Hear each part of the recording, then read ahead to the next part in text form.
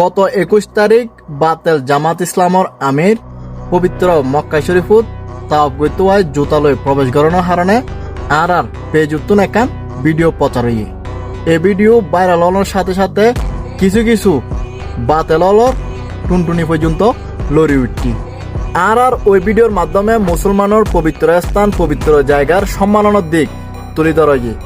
কিন্তু আরা প্রত্যেকে দেখি ওই ভিডিও মাঝে জামাত ইসলামর আমিরুর ট্যাঙ্গর মাঝে জুতা ছাড়া শত শত মানুষের ট্যাঙ্গর মাঝে জুতা কিন্তু নোয়া ছিল। ওই ভিডিওর লক্ষ্য করি বোধ বাতিলর মানুষ হলে আর প্রিয় নবীজির হাদিস অনুযায়ী সৌদি আরবের কারণ অনুসারে আর বোধ ডকুমেন্ট ফাটাই এবং সৌদি আরবের কাবা শরীফের রক্ষণাবেক্ষণার্থে যারা নিয়োজিত আছে প্রত্যেক মানুষ জুতা পরিয়ারে সৌদি আরবের কাবা শরীফুরে রক্ষা করেন আর সৌদি আরবের প্রত্যেক কানুরে সেলুট জানায় এবং প্রিয় নবীজির হাদিসেরও আর সেলুট জানায়।